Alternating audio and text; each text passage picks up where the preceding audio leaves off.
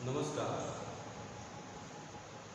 प्रिय विद्यार्थियों, आज कक्षा 10वीं के तृतीय पाठ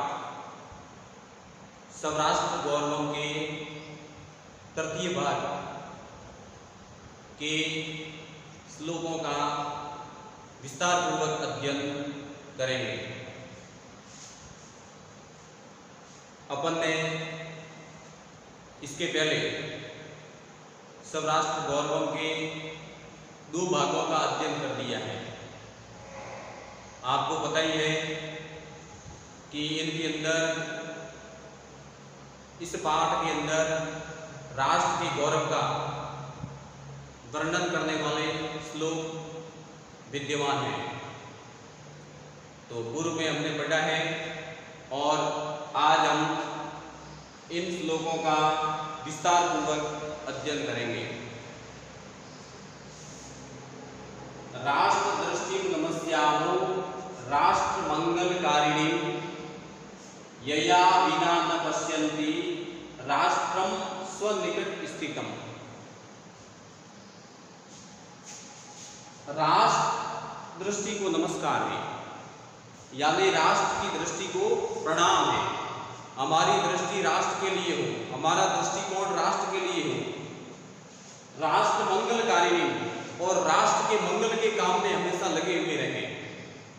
हमारी दृष्टि, हमारा दृष्टिकोण, हमारा तन मन और धन सभी राष्ट्र के लिए हो और राष्ट्र के कल्याणकारी कामों में हमेशा लगे हुए रहें। यया विना न पश्यन्ति, और राष्ट्र के बिना, राष्ट्र को ही सर्वोच्च मानते हुए राष्ट्र के बिना अपने राष्ट्र के अलावा अन्य किसी भी राष्ट्र को हम निकट देख नहीं सकते हैं। कहने का मतलब है कि राष्ट्र की दृष्टि को प्रणाम है, राष्ट्र के मंगल के काम में लगे हुए रहे और राष्ट्र को ही सर्वोच्च प्राथमिकता दे और राष्ट्र के निकट, राष्ट्र के कल्याण के अंदर हमेशा लगे हुए रहे। इस श्लोक के अंदर राष्ट्र जो है वो सर्वोपरि है। राष्ट्र हित को सर्वोपरि मानते हुए बताया गया है कि हमेशा राष्ट्र के हित में, राष्ट्र के कल्याण के अंदर ही लगे हुए रहे। समान संस्कृति मताम याति पितृ पुण्य भू तावती भुवम आवृत्य राष्ट्रम एकम निगद्यते। इस पद्य के अंदर राष्ट्र की परिभाषा बताई गई है कि राष्ट्र होता क्या है, राष्ट्र कहते किसको हैं। तो समान संस्कृति को मानने वाले,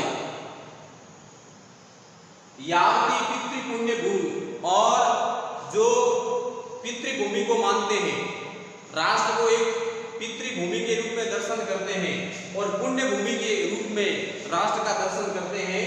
तावती भुवम आवृत्य, इस प्रकार से धरती से घेर करके जो लोग रहते हैं, राष्ट्र एकम निगद्यते, वह राष्ट्र कहलाता है।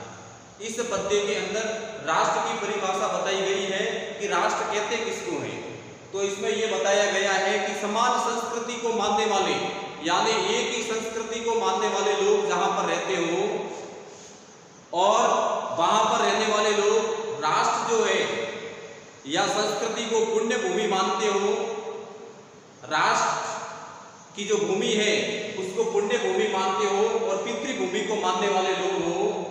तावती भुवम आवृत्य, इस प्रकार से धरती से घेर करके, इस धरती के ऊपर जो रहने वाले लोग हैं वह राष्ट्रीय होते हैं और इस प्रकार की धरती से, इस प्रकार की मानसिकता से घिरे हुए लोग जहां पर रहते हैं वह एक राष्ट्र कहलाता है। समान संस्कृति को मानने वाले हो, पितृभूमि के रूप में दर्शन करते हो, पुण्य भूमि के रूप में जिस भूमि का दर्शन करने वाले लोग रहते हो, इस प्रकार की धरती से आवृत जो स्थान विशेष होता है, धरती विशेष होती है, इसको राष्ट्र कहते हैं। वह राष्ट्र के नाम से संबोधित किया जाता है।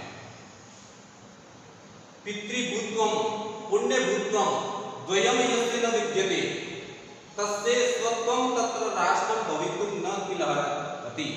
अब राष्ट्र के बारे में और आगे बताया जा रहा है। पितृभूत्वम, जो पितृभूमि मानते हो, पितृभूमि मानते हो, और जो वहां के रहने वाले लोग उस धरती को पितृभूमि मानते हो और पुण्य भूमि मानते हो।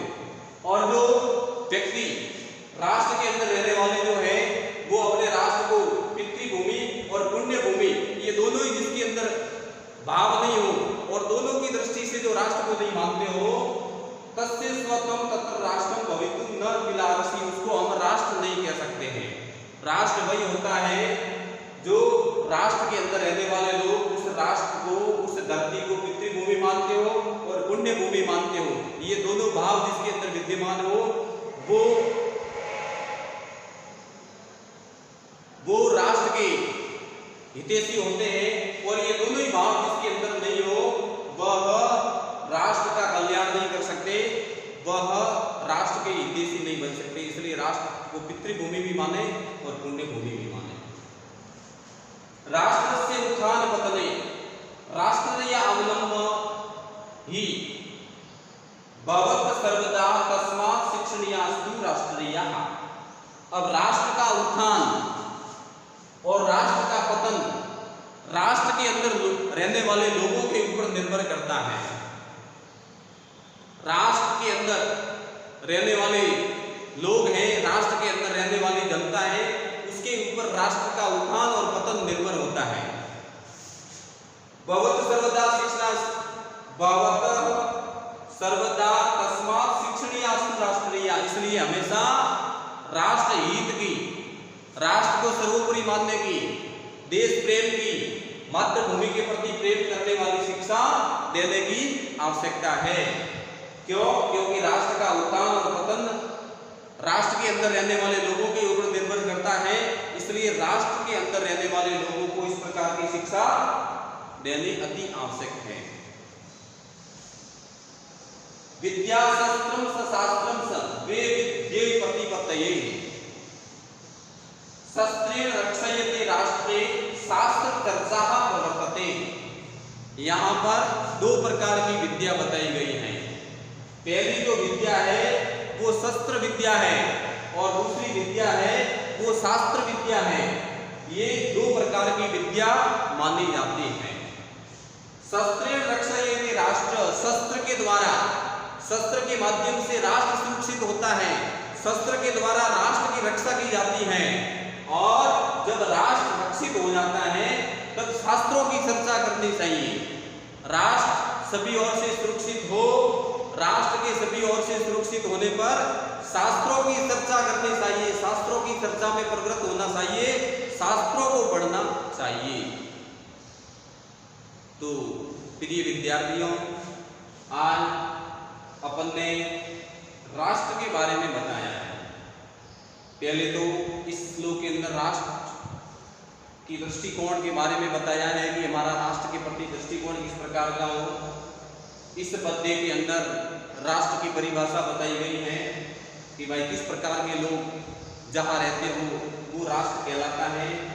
तीसरे के अंदर राष्ट्रीयता के प्रति हमारे किस प्रकार के भाव होने चाहिए उनके बारे में बताया है। और चौथे श्लोक के अंदर राष्ट्र का उत्थान और पतन किसके ऊपर निर्भर करता है और किस प्रकार की शिक्षा देने की आवश्यकता है। और अंतिम पद्य के अंदर जो चाणक्य का है, आचार्य चाणक्य नीति से लिया गया है और वो दो प्रकार की शिक्षा का वर्णन करते हुए कहते हैं कि शस्त्र के से राष्ट्र सुरक्षित होता है और राष्ट्र जब सुरक्षित हो जाता है तो शास्त्रों की बात करनी चाहिए, शास्त्रों को पढ़ने की आवश्यकता है। इन सभी श्लोकों को आप सभी स्मरण करेंगे और इन सभी श्लोकों का हिंदी में अर्थ समझेंगे ताकि हमारे अंदर भी राष्ट्र के प्रति, राष्ट्रीयता के प्रति, देश प्रेम के प्रति भावना जागृत हो, देश प्रेम के भाव हमारे अंदर विकसित हो, राष्ट्र हित को सर्वोपरि मानने के गुण हमारे अंदर विकसित हो। धन्यवाद।